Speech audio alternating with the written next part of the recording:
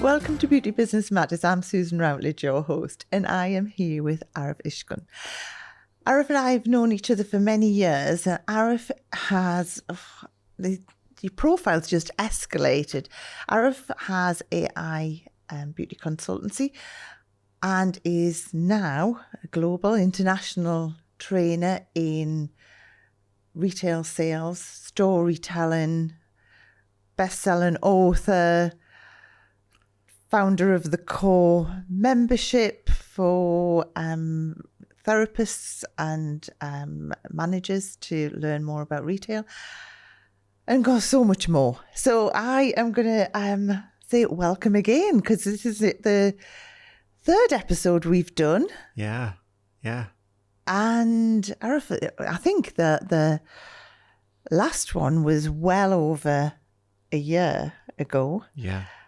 And before we go any further, my favourite thing is, and we did obviously it all gets turned into shorts, doesn't it?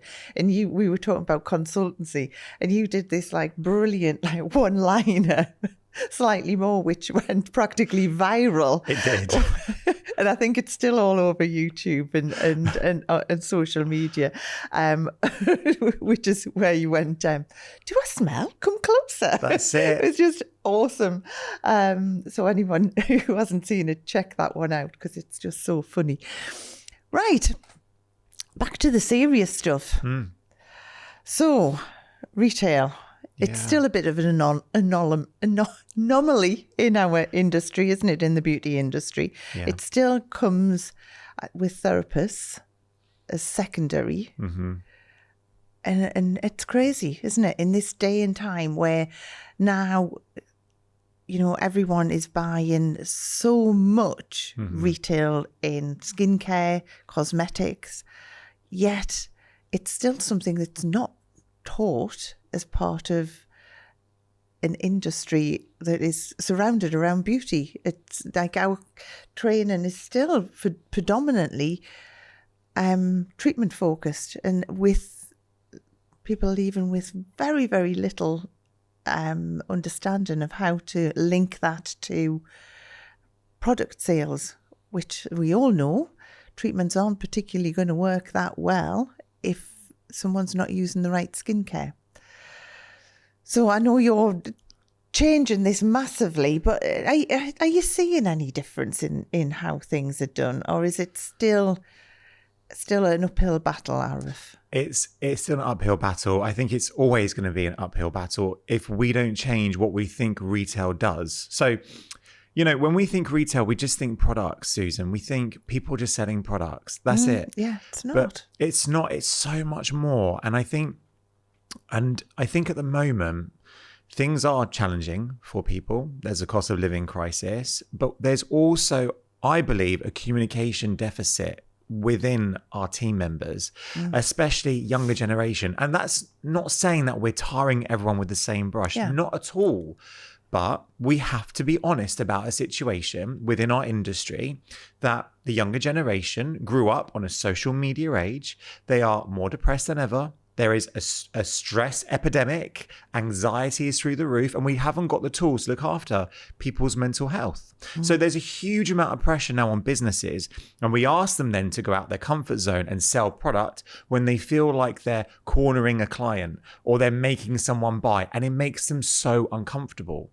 And what I am hearing is managers, in fact, this happened 3 weeks ago, who say, I just can't get my team to sell. And do you know what? They're very good at booking clients in. My clients love them. But at the moment, I don't want to put any more pressure on them. And this is what I'm hearing. And at the end of the day, we are in a business to make money. The reason you have a salon, the reason you have a day spa, the reason you become a hairdresser or a nail technician is, of course, to pay your bills. We do it with passion. We do it with integrity. Absolutely. But actually, there is an aim of the game. And the end goal is to sell and to make profit, regardless if you're selling treatment or product. And I think there are two sides to this. One, we need to change the landscape of what retail looks like in terms of retail isn't about selling. For me, it's actually a communication tool. It's confidence boosting. It helps deal with people going through hesitation or objections. It helps team members understand no, and to become resilient to someone saying, no, I'm all right. That knocks people's confidence, but actually we need to build confidences. So retail is storytelling. It's luxury customer journey. It's luxury 5-star customer service. It's aftercare. It's growing and developing an individual. And I think it's not about sales. It's so much more. So that's the first part. And that's what I'm really trying to make everyone understand. It's actually the sales part is a small part. The journey to achieving that is what's going to make the difference in our businesses. And I suppose the second piece is managers. We're here to manage people, and we're also here to make money at the end of the day. And I beseech you, I ask you, if your team aren't selling because they're not comfortable, you taking a step back is creating a behavioral problem in your business. Because what happens in 2 years' time when the newest tech comes in, or the newest AI interface comes in, or the newest machine comes in, and your team are so nervous to be able to talk the language to recommend as they would do retail, or there's another aftercare piece or an education piece, and they say, oh, I can't do it. You've created a situation and an environment where you have stunted their growth and their development by not managing that properly. So it's a double-edged sword here, and I think it's a very complex issue. But I do think we overthink it as well. You know, now skincare, it's a commodity. It's not a luxury like it was years and years ago, where someone, you know, it was like not everyone was using like great skincare, but now most people are. And it's like, I always like say, it's a bit like, you know, it's a bit like shopping for toilet rolls. Someone runs out of loo rolls, they go and buy some more. Someone runs out of a cleanser, they go and buy another cleanser, whether it's from you or from somewhere else. It's not that they're ever going to like go, oh, I'm not going to buy another one. I think we've just got to get our heads around the fact that, like, you know, someone is still going to be buying those products from somewhere. It's not, you know, as I say, it's not that luxury thing now. And I know years and years ago, I came out of the industry for a little while, and I was working in a jeweller's. And, you know, like, I always like say, we're not selling diamonds. Like when we had someone come in, they were coming in, say they were getting engaged. You know, they were coming in for that diamond. You know, you then had to make that customer journey that good that when it came to them buying their wedding ring, hopefully it went that much further. Yeah. that you were the person they thought of to come back. You know, as I say, we're not doing that. We're not selling things where it's just that one-off purchase. It's, you know, most people are wearing like 8-10 products at least at any time on their body. Yeah. Me about 20. But, you know, we do this, you know, where we get clients to bring in the products that they're using, to have a look at them, to see, you know, get an idea of where their thinking is. You know, we do have clients who I can't bring all of those in. And you think, how many have you got? So clients are genuinely spending a lot, and quite often on the wrong things. Yeah. Yeah, absolutely. We're in this era now with social media that everyone's an expert, influencers are an expert. But I think people are learning hard lessons, because hands up if you've bought off TikTok shop because you bought into hype, you've tried the product and it's not been good. Yeah. I mean, there's so many of that, when actually we should be investing in the people who are qualified, who are experts, and this is their life vocation. So we know they're never going to steer us wrong. But you're right, Susan. If they don't buy from us, they're going to buy from somewhere, and they're spending money in other areas when they could be spending with us. And we have an opportunity to make our clinics and to make our salons retail places where people come in and they purchase. They don't just come in for a treatment, they come in to top up on their aftercare. It becomes a part of their ritual. It becomes a part of their journey in wellness. And I think that is where we're going to go in the future. I think we have to go in terms of creating community spaces. And I might have gone a bit off piste here, but creating those community spaces in our salons and in our environments where we are having multiple touch points for someone's journey.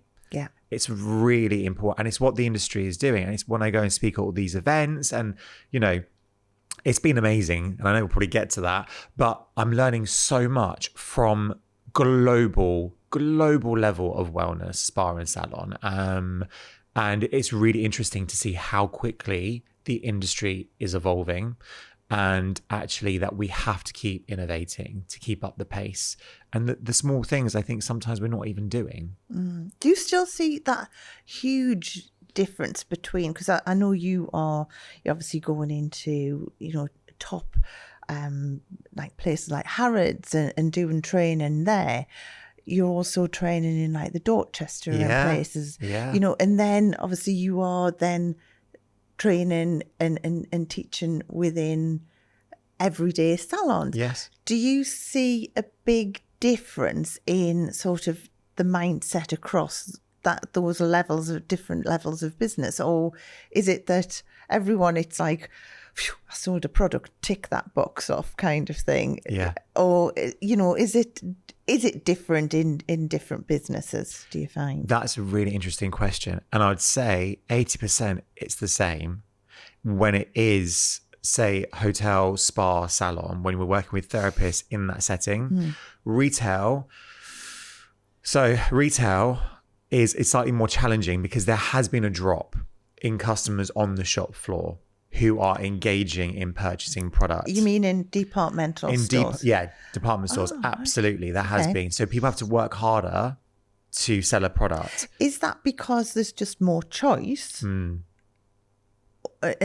possibly people are then moving more online? Or do you think it's just that, you know, the high street's not the same? Or general footfall is down in the UK in the high streets and again in luxury retail. And this is why I get so frustrated, because in a spa or a salon setting, you have clients booked in and you're usually at full capacity, and we're not maximizing the opportunity. Retail, luxury retail, is trying to bring people in off the high street into their stores by creating experiences, and they're doing everything through big marketing campaigns. And we're lucky because we can build community, we can build emotional connection with a smaller audience. That word of mouth comes into salons and spas and day spas, and we can capitalize on that, but we're not doing the basics right. Where it's the same across spa and salon is the mindset of the therapist when it comes to selling. It's exactly the same. I'm scared. I don't want to deal with the objection. I don't want to feel like I'm silly. But the crazy thing is, though, that same therapist will quite happily sell a course, a program of treatment. Yeah. And it'd be hundreds of pounds. But it's a crazy mindset thing, isn't it? Because those products, in essence, really should start before the treatment. Absolutely. Yeah. And you've always said that, and I completely agree with it. You know, coming from a retail background, I used to sell cream that was £250, Orchidea Imperial Serum that was £305, the eye cream which was £105, and it was so easy because I understood the value and what it was getting. When I moved into salon and spa, when I was like, hang on, a facial is £150, but it lasts 90 minutes. Yeah. And the results are going to last a week. But my skincare, I can use for the next 3 months. Yeah. Every day, twice a day. So it didn't compute in my head. So I was like, I'm spending £500 for 3 months of skincare that I can use every day, which is like a quarter of the amount for a 90-minute facial. Yeah. So it's like justification. And that's what I train. I train very deep mindset shift in our team members, hence why we get the results that we do. So I'm just taking a quick moment here to talk about laser because this one's exciting. Hair removal is officially the most searched for beauty treatment out there, and it's grown at up to 19% every single year. So if it's on your radar, you need to do it properly. And I would recommend the Smart Group because they specialise in laser, from mobile therapists right through to leading luxury clinics with a range of lasers to suit every budget. Every device is fully researched, tested and compliant with the strict UK standards. And honestly, that's the part I care about the most. They match the system to your business and your clients, never to their sales target. So if you're not sure where to start, then grab their free laser buyer's guide, and the link's in the show notes. Now, yesterday I was speaking at an event. I was speaking for Helen Portman Brooks. Love her. Oh, she's amazing. She's been a guest on your podcast as well. Yes, she has. She's amazing. I spoke yesterday at the get-together that she has in Sheffield. And it was so good. And we had such great conversations, but we were talking about consultations as well. You know, and the thing is that, so I think it is an education thing. We've got to educate clients, because what Helen was saying, and what a lot of people were agreeing with is, you know, that the thing is that most salons do consultations where client can just come in and get some advice. But clients don't know that. We know that we do it. And, you know, now it's not, once over it used to be a free consultation. Now it should be chargeable. Yeah. Hopefully most people are doing that. Yes. But clients still, you know, online booking and that are still geared towards just booking a treatment, where, you know, in essence, really, that consultation should be the very first thing before anyone talks about treatments or products, you know, getting a client in for a consultation. And that led to a conversation with one of the attendees saying, like, you know, that, you know, they'd been speaking to a guy who'd gone for a treatment and nobody had even mentioned anything about products, and he was like really, really keen to know what he should be using. And the therapist just hadn't even touched on anything at all around it, which is madness, isn't it? It's just so I think as well, you know, we need to be educating clients that they can come to us for advice, and they should be coming to us for advice, because we gear the clients up to think that we're just offering treatments. Yeah. So it's like it's a whole thing we've got to start changing. We need to be on a revolution. We do, and it's so commonsensical, because we're talking about it. It just makes so much sense, and I just get so annoyed when it doesn't get done. Like I say, and this might be controversial, the consultation is the most important part of the service. Totally. It's actually not even the treatment, because your consultation dictates in that moment, first of all, what results your client wants. Yeah.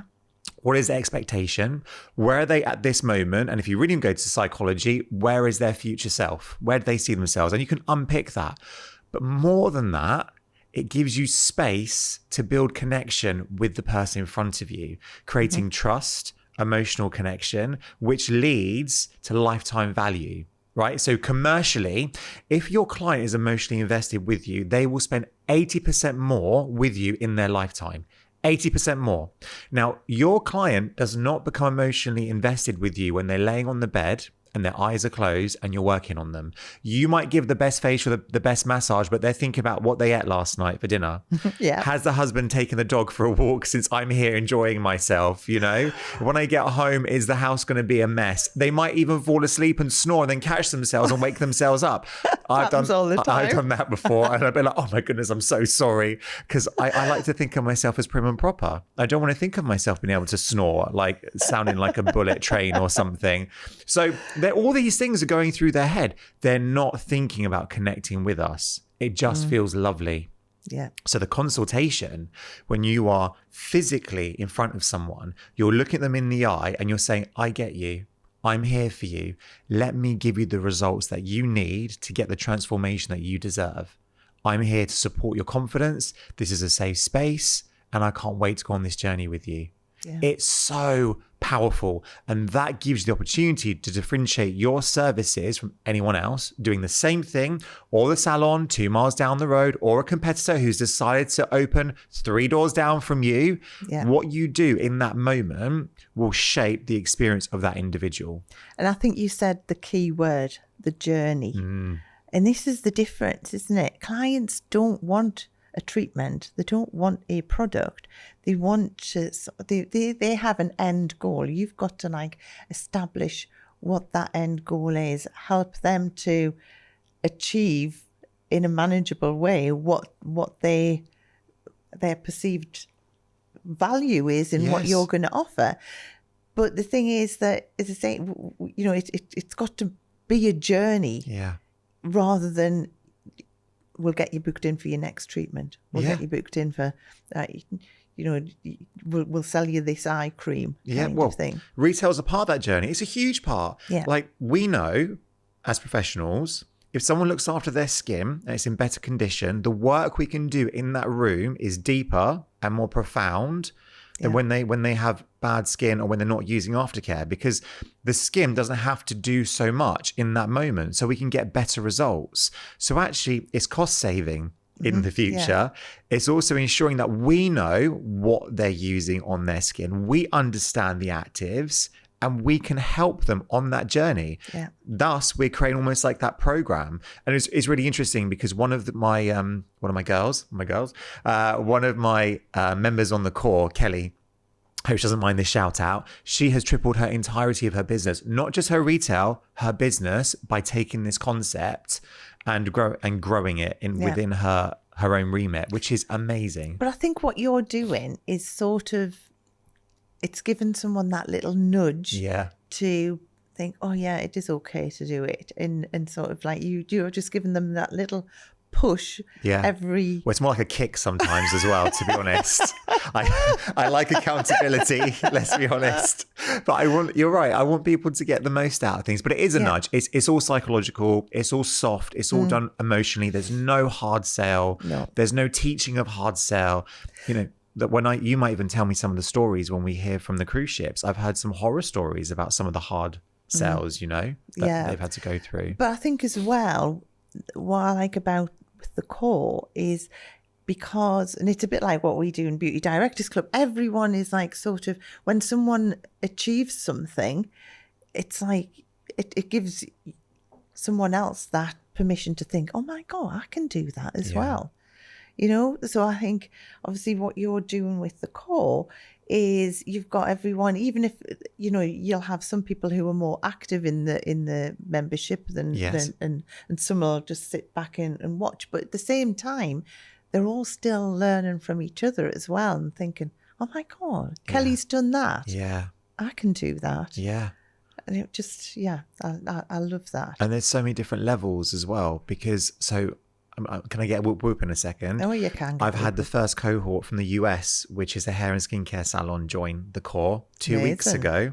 So we're going stateside, which is fantastic. We've now got 80 members on the core. We've not even been going a year and just growing it through word of mouth.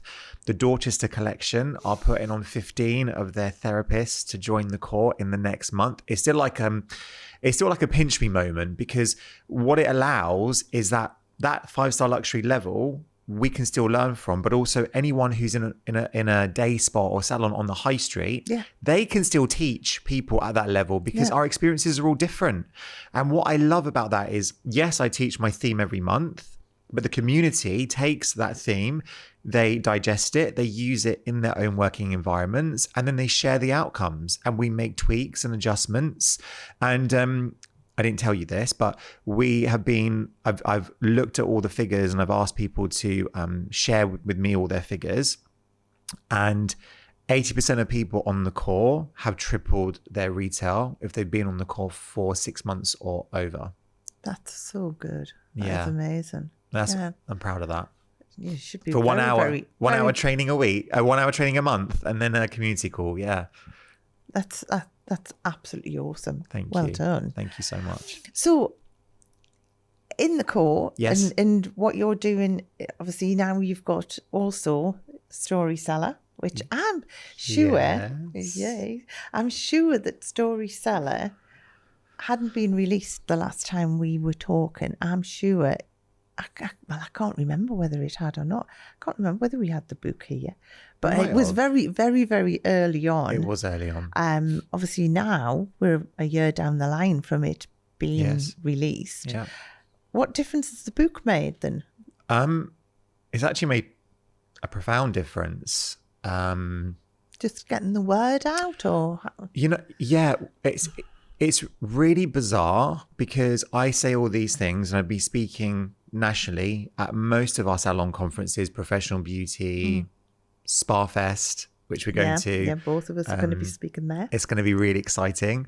And then salon evolution, salon life, all these different things. And I think having a book, it's a credibility piece. It's a massive credibility piece.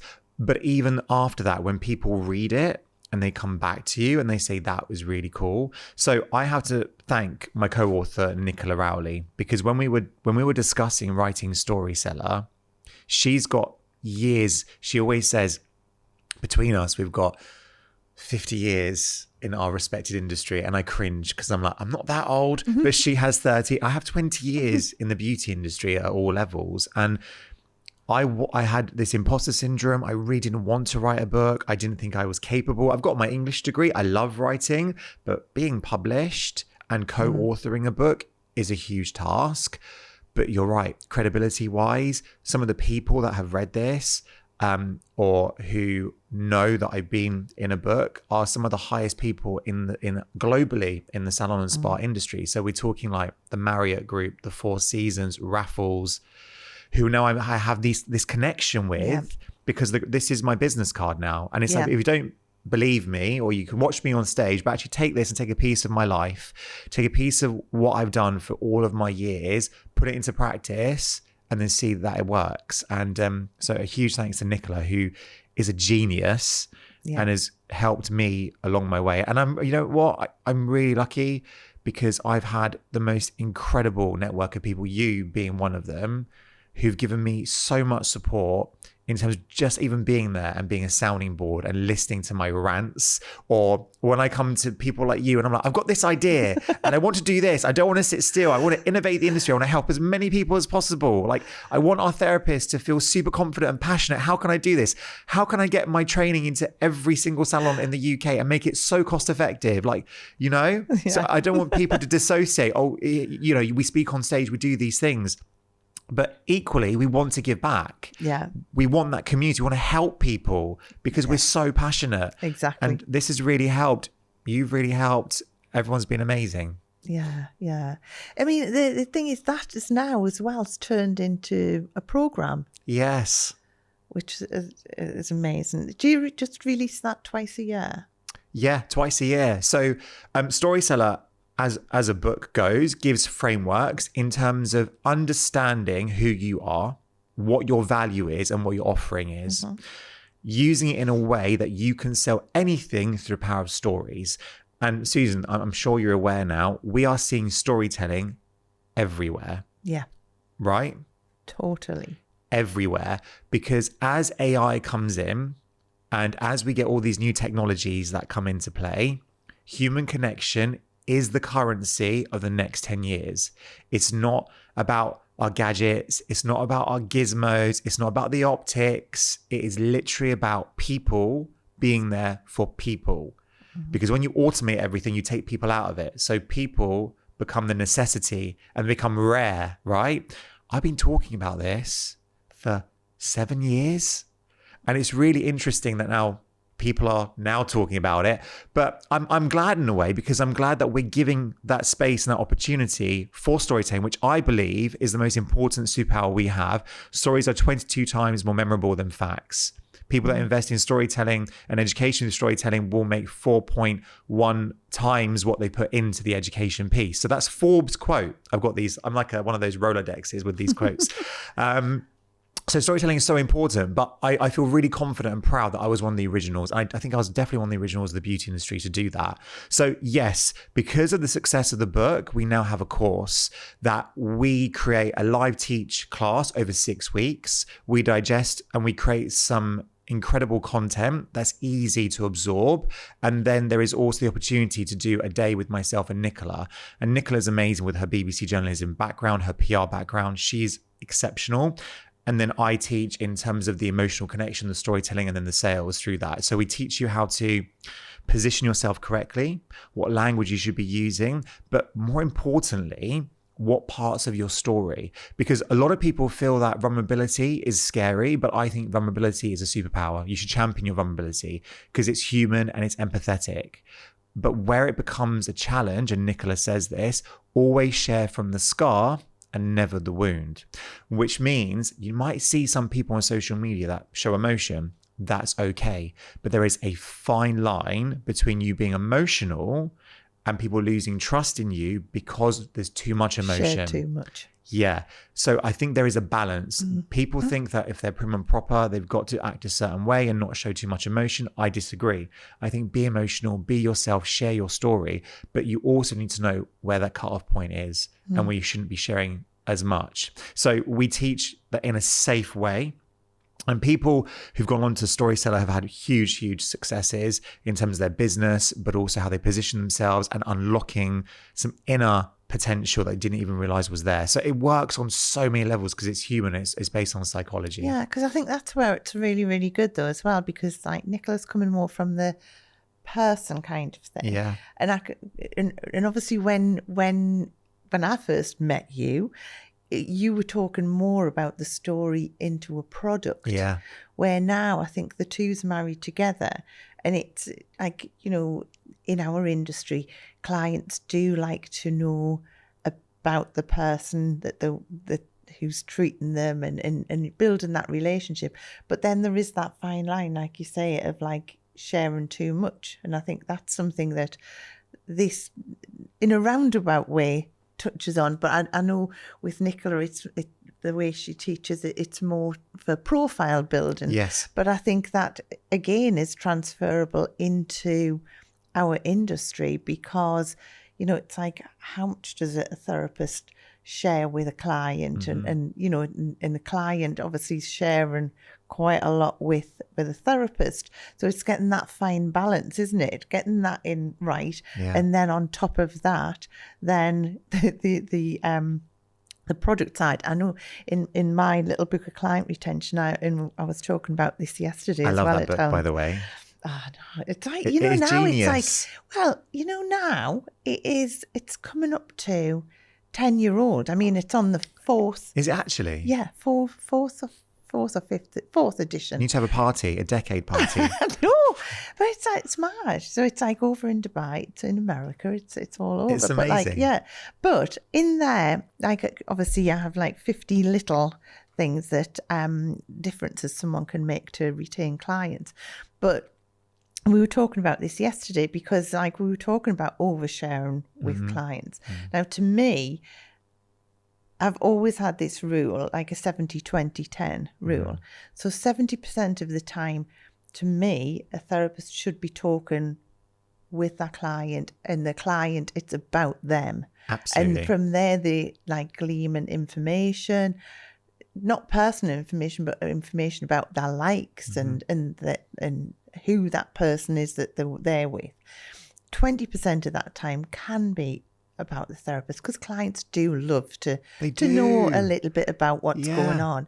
But then there has to be that hard 10% where it's talking professional, 100%. talking about like treatments that are suitable and treatments and products.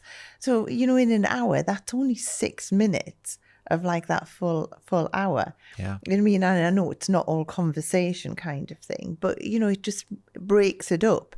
And everyone was like, oh, yeah, that makes sense. But it's just having those little rules as well, because otherwise it can just be, you know, it's very hard to have those boundaries, isn't it, with stories, because clients do love to hear everything that's going on in your life. And you just got to think they're paying as a professional, like for us as professionals, not really just to come and find out what you did on a Saturday night. I agree. And I love that. I love that rule that you have, because it's really important, 70-20-10, because, you know, the best therapists who are incredible are also really, really chatty, because they can make emotional connection, right? And I love that.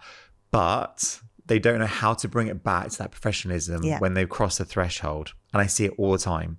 So I teach like certain lines and certain mindset shift perceptions so they can just quickly pull it back in. You know, so for instance, say if I'm on a tangent talking about myself and my holiday to Turkey, which is great. I can't wait. Oh my God, I'm going to Turkey for 11 days and I'm talking to a client that's going to be in August and I'm going off on one. It's okay to catch yourself and say, but do you know what? I also need to think about my SPF and think about getting something about what I'm saying resonating back to a conversation that brings you back into the room. And I know it's really hot at the moment in the UK. We're having a heat wave. What SPF are you using? So there has to be a pullback. And it's okay to be professional, and it's okay to dip in and out of this, because clients don't want a robot, but they also don't want someone who's completely about themselves. There has to be that middle kind of ground. And I think, again, we've kind of grown up now in a very social media orientated world, and people are having less real conversations. So people don't understand the subtleties of that communication or relationship building. People are quite oblivious to other people, right? There's a lot of that going around where people are not self-aware. And I think we could talk about this on another podcast, but self-awareness is a huge part of what we need to do within the business, and understand that we need to be teaching these skills as well to our team. If you're an established salon or clinic owner and you're starting to feel you've outgrown the usual business advice out there, then this is for you. It's exactly why 8 years ago I created Beauty Directors Club, a small exclusive membership for forward-thinking beauty and skin clinic directors who want more. We're an incredible like-minded community with ongoing support, masterminds and get-togethers in the UK and abroad. In fact, every single guest on this show is a close associate of the club. If this sounds like you, come and learn more, and let's have a personal chat about whether it's your next step. The link's in the show notes. So when you mentioned before about, we're not robots, where do you think that AI and the robotic everything's going to, the thing is that we are going to get to the point where someone's going to be able to just tap in their, their, like, what the skin concerns are, which aren't necessarily going to be right. But then it's just like AI is going to just churn out like, this is what you should be doing. This is what. So do you think that's going to have an effect on our industry when it gets to that point? Yes. So I've been at a lot of conferences. Where was I? I was at We Love in Sandbanks over the weekend because I was presenting the graduation ceremony. I did a keynote. Then a few weeks ago, I was at another event. I was at Tones of Beauty. People say and I was I'm at everywhere, Elevate. but you're everywhere. I literally, it's been a bit mental, actually. I've not even been able to keep up with some of the social media, which I spoke to you earlier. So I've been learning a lot about AI from industry leaders. And also I've been doing a lot of research into AI. I've been reading a lot. I've been talking to a lot of people within the industry. And I don't think we have to worry in terms of our hands being replaced. But I think where in the next 10 years, we're going to see a significant shift is automation. So reception, people booking themselves in, the consultation piece. And I think the best brands, and these are conversations I'm having with big brands, global brands at the moment, the best businesses are going to balance the human and the AI. That's really important. What that means is the expectation on the human is going to be far, far more, because people are going to be really wanting that experience. We're going to have to create experiences. They're going to want to go to experts. Oh my goodness. Experts that can communicate. Yes. Because they can get AI or ChatGPT telling them everything, but actually breaking it down, looking at someone, being with someone and making them feel safe is a very different scenario. We may have robots, and there are now robots that will massage you and things, but I don't think that's going to take over. And I don't want to kind of add doom and gloom to this, but I was having a conversation with Dr. Glenda Rivio-Allen, who's an incredible resilience expert. And she says, no, AI is not going to take over that at the moment, but generationally, and this really caught me in my tracks, she said, generationally, we know what we know. So we've been brought up, our generation, in terms of people. My stepdaughters, who are 14 and 16, still know people. But what about their daughters and their grandchildren, if they choose to have them? What happens is that we'll become desensitized to the human as technology improves and becomes more prevalent in our lives, which means eventually, unless there's a physical movement around human, we will automate everything in the future. And I said, and it really caught me off guard, this conversation. And I said to her, I never thought of it like that. We only are comfortable with what we know. I don't do Snapchat. You might do Snapchat, no. But we do WhatsApp. But my stepdaughters don't really do WhatsApp. They do WhatsApp because we've made them do WhatsApp to communicate with us, but they do all their communication through Snapchat. They send photos through Snapchat. They chat through Snapchat. They send videos through Snapchat. I wouldn't even know where to begin. No. So now there's this whole different way of communication that is alien to us, but they now know. And over the next 20, 30 years, that will become more and more and more. And that connection that we remembered, climbing trees, playing Kirby, if anyone knows what Kirby is, when I was a youngster, they don't do that much anymore. Even, I was reading a report the other day, less and less 18-year-olds go to bars, nightclubs, or drink alcohol. They're much more around holistical measures. They're much more around yoga and eating healthy, eating clean. That's a good thing. But generationally, things will change, and we need to also adapt. And I do believe our industry does not adapt fast enough. We get complacent, we get stuck, we get scared to innovate, unless we really feel like this is a safe bet. But I would say, let's think outside the box. Let's think about community. Let's create touch points. Let's think how to create amazing human experiences, because that is going to be the best of the industry moving forward. Yeah.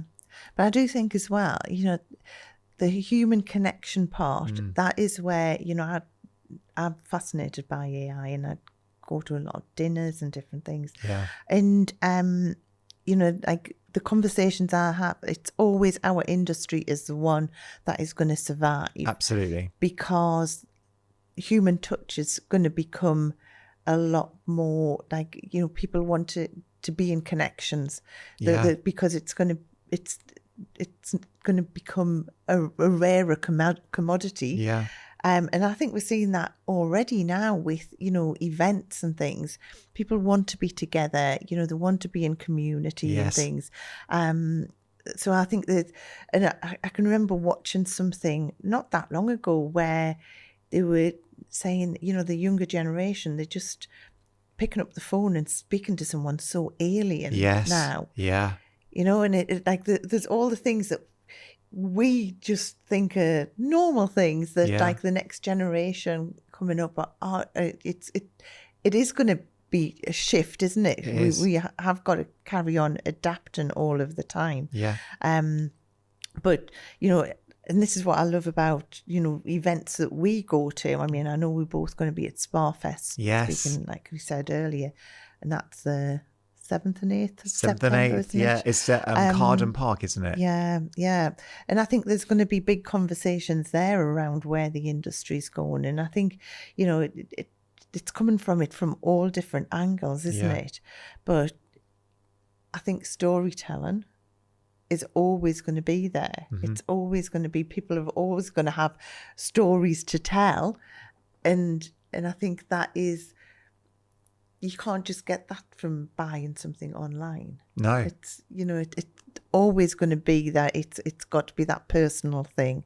So, yeah, I mean, I think it's just huge shifts, isn't it? Now, it seems to be going at a rapid pace when you see how fast things are moving now in the next generations and how they think, and it's exciting. It's really exciting. It's exciting, but it's also an amazing opportunity, and it's not doom and gloom. It's let's do the basics right. Let's create amazing services. Let's build community.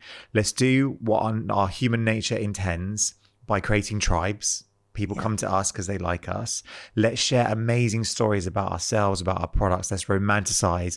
Let's create fantastic physical touch points that people can't experience anywhere else. And then that's it. I make that sound easy, but that's it. Then it's a sure bet. We'll survive. We'll be successful. Absolutely. But it's a recipe for success. Absolutely. It's like, So, Arav, before I let you go, what would you say are your 2 golden nuggets that you've probably seen this year moving forwards for someone to advance anything that they're doing, whether it's like, retailing in a business or just in general, for, taking their storytelling and story selling to another level? Yeah. I would say golden nugget would be your most authentic self at all times. Stop looking at other people. We're guilty of it. We do it all the time, and I'm definitely starting to stop. I've also noticed that this is a theme that's coming up a lot I've always spoke about authenticity. I think, you know, if it doesn't work with someone because they don't gel with you, don't gel with them, then it was never going to work anyway. Yeah, even you can't be something to everyone. You absolutely can't. So you got to find where you fit. So authenticity is super important. And then I think human connection through conversation is so powerful. What you can write in an email or put on social media, actually getting in front of people, being in front of people, connecting with them, and using your voice is the most powerful asset that you have. We're far too comfortable to hide behind things that we write or we type. We're far too comfortable to, you know, send lots of emails out without really thinking about that context. And we all use ChatGPT, I get it, but make sure you are embedded in it.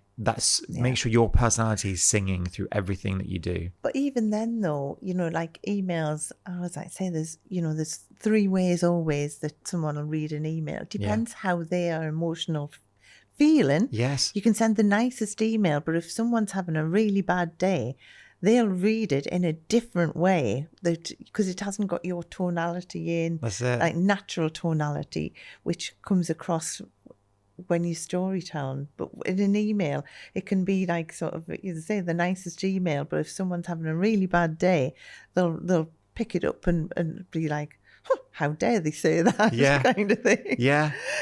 You're so right. I think, you know, within that email space, I think people are very easy to use AI where they just say, write me an email about this. So the way that I would use, and I use AI, absolutely. The way I do is I use it almost like a dictaphone.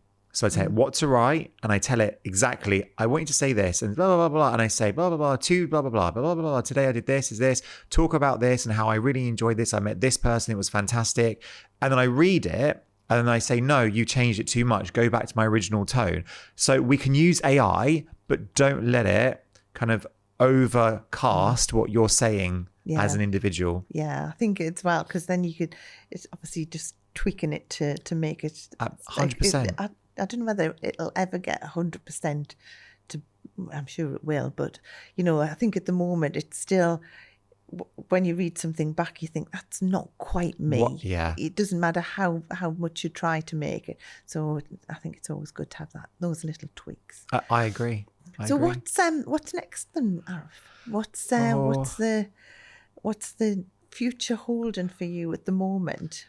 Near future. Well, there's a potential big project with a very luxury nail bar salon, not going to name any names because I can't, in terms of a pilot scheme in 3 of their locations. And that's the whole retail journey piece. So it's the education piece. And then if that happens, well, it will be rolled out in terms of the Middle East and the US. Exciting. For me personally, in terms of my business, need anyone to travel. Oh yeah, you're there. There's a potential China trip coming up in September.